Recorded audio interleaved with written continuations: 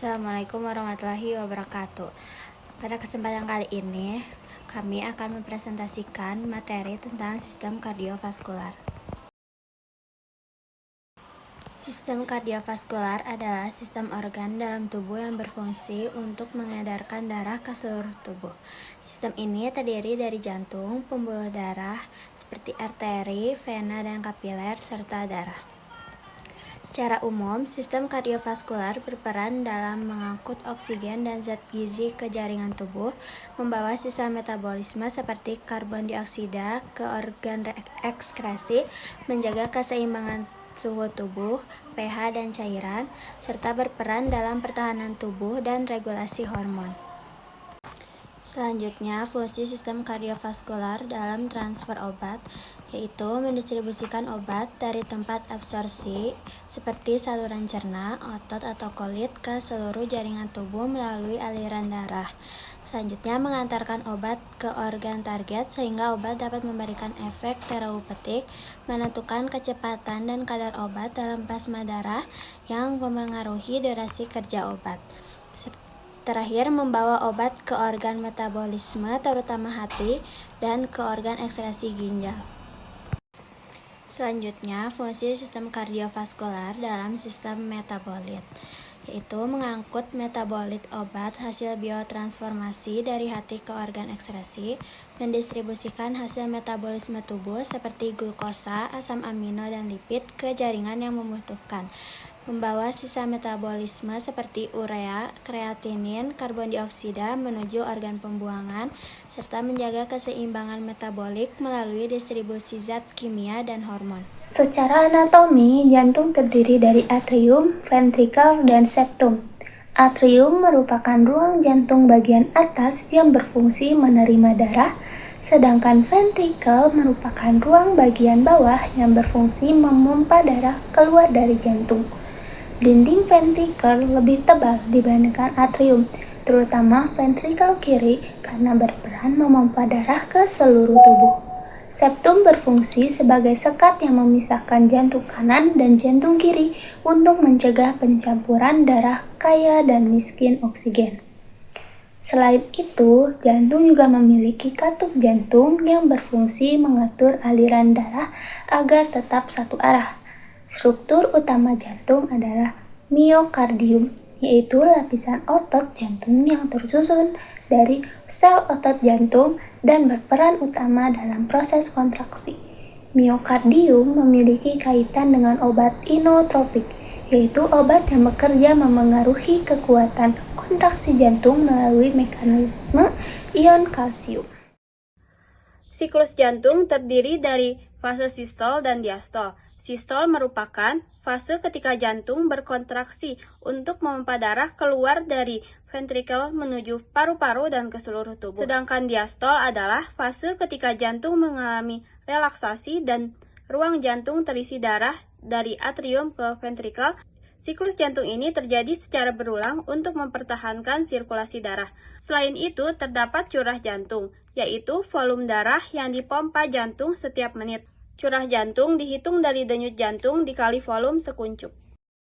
Denyut jantung dipengaruhi oleh sistem saraf otonom, yaitu simpatis dan parasimpatis. Hormon seperti adrenalin, aktivitas fisik, serta kondisi emosi. Selain denyut jantung, kontraktilitas juga dipengaruhi oleh beberapa faktor, yaitu konsentrasi ion kalsium, kondisi miokardium, serta pengaruh obat-obatan seperti obat inotropik.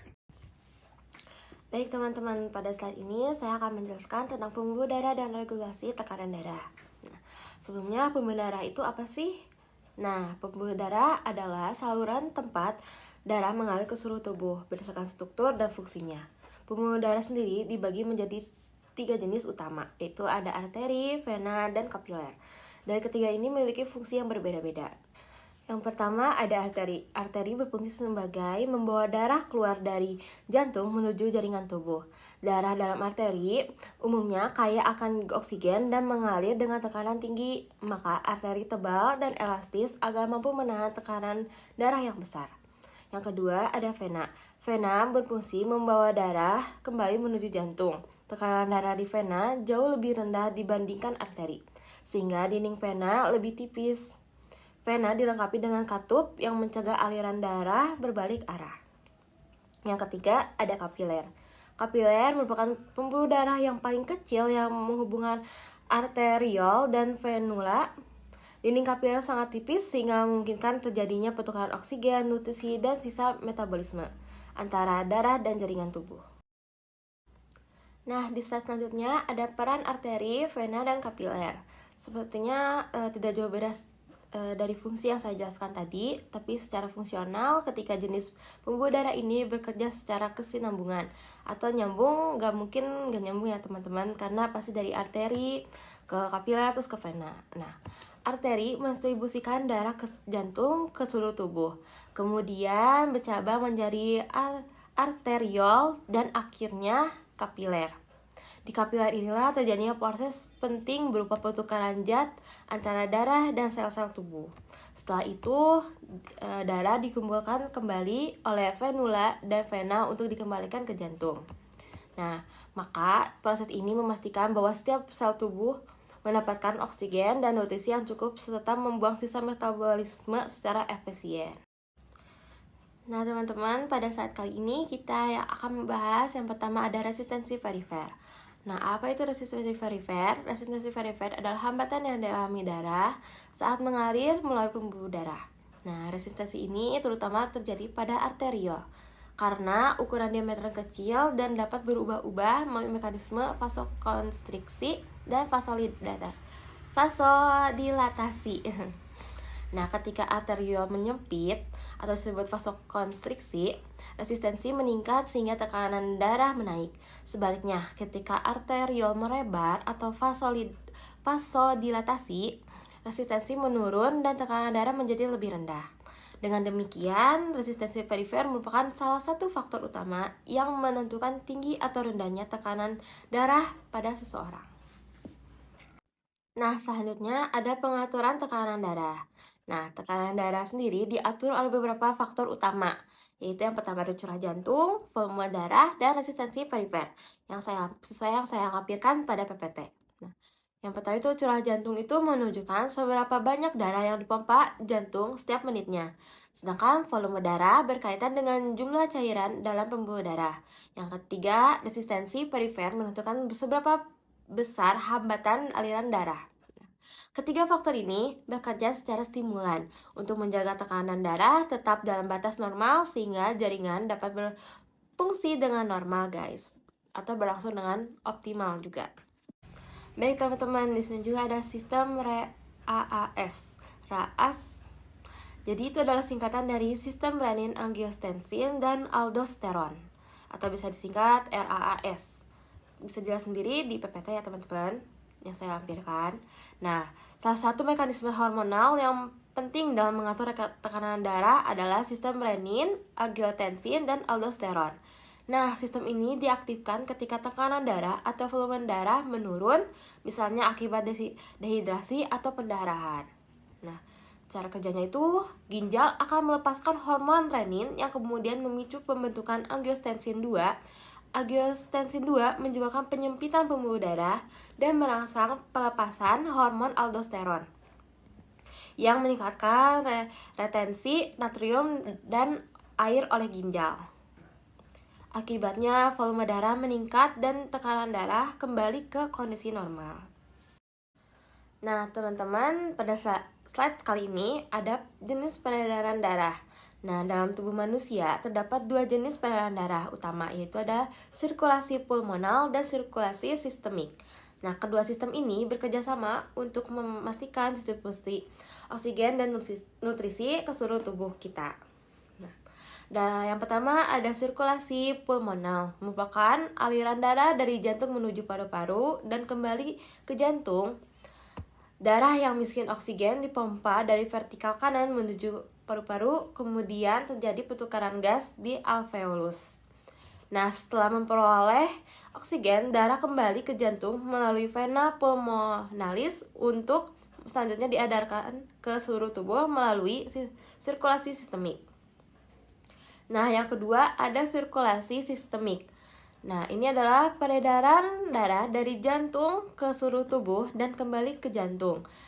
Jadi ini ada membawa darah kayak oksigen dipompa dari vertikal kiri melalui aorta, kemudian diedarkan ke organ-organ tubuh. Di tingkat kapiler, oksigen dan nutrisi dilepaskan ke jaringan, sementara karbon dioksida dan sistem metabolisme diambil untuk dibawa kembali ke jantung, teman-teman. Nah, guys, di sini ada implikasi terhadap distribusi obat. Peredaran darah ini memiliki peran penting dalam distribusi obat di dalam tubuh. Seorang farmasis harus tahu bagaimana cara kerja obat dalam tubuh ya, teman-teman. Nah, obat yang telah masuk ke aliran darah akan dibawa berbagai organ sesuai dengan tingkat perfusi darah. Nah, organ dengan aliran darah tinggi seperti otak, jantung, hati, dan ginjal akan menerima obat lebih cepat dibandingkan jaringan dengan aliran darah rendah seperti jaringan lemak.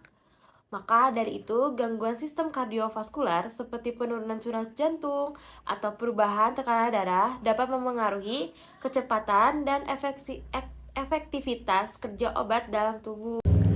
Darah adalah jaringan cair yang berfungsi mengangkat oksigen, zat gizi, hormon, serta sistem metabolisme, berperan dalam pertahanan tubuh dan menjaga keseimbangan tubuh serta pH. Nah, komponen darah itu terdiri dari sel darah, itu kurang lebih 45%, dan plasma darah itu kurang lebih 55%. Sel darah dibagi menjadi 3, ada eritrosit, yaitu sel darah merah, leukosit, sel darah putih, dan trombosit keping darah. Nah, kalau eritrosit itu mengandung hemoglobin atau Hb. Nah, fungsinya itu untuk mengangkut oksigen dari paru-paru ke jaringan dan karbon dioksida ke paru-paru. Nah, jumlah normal penting untuk mencegah anemia atau polistemia. Nah, lalu yang leukosit itu berperan dalam sistem imun. Nah, dia itu untuk melindungi tubuh dari infeksi dan zat asing. Juga jenis utamanya itu ada neutrofil, limfosit, monosit, eosinofil, basofil. Nah, kalau trombosit itu berperan dalam pembekuan darah, yaitu homeostatis. Nah, mencegah perdarahan saat terjadi luka. Nah, lalu plasma darah adalah bagian cair darah yang mengandung air dan berbagai zat terlarut. Nah, fungsinya untuk sebagai media transport zat serta menjaga tekanan osmotik dan keseimbangan cairan. Nah, lalu juga ada beberapa jenis protein plasma, yaitu ada albumin, yaitu menjaga tekanan osmotik dan mengikat obat. Lalu juga ada globulin, yaitu berperan dalam sistem imun, dan fibrinogen itu berperan dalam pembekuan darah. Nah, ikatan otot dengan protein plasma itu obat dalam darah dapat terikat pada albumin, lalu obat terikat pada protein itu tidak aktif sementara. Nah, ada obat bebas, yaitu aktif secara farmakologis. Dan ikatan ini juga mempengaruhi distribusi, durasi kerja, dan efektivitas obat. Nah, lalu juga ada macam-macam penyakit kardiovaskular, ada hipertensi. Kalau hipertensi itu tekanan darahnya naik, bisa sampai 140/10. Lalu juga ada faktor resiko genetik, obesitas, stres, konsumsi garam berlebih. Nah, juga dapat menyebabkan stroke, gagal jantung, dan penyakit ginjal. Itu untuk hipertensi ya. Dan kalau untuk gagal jantung, itu ada kondisi jantung tidak mampu memompa darah secara optimal. Lalu gejalanya itu seperti kayak sesak nafas, lalu edema, mudah lelah. Nah, lalu juga sering disebabkan hipertensi dan penyakit jantung.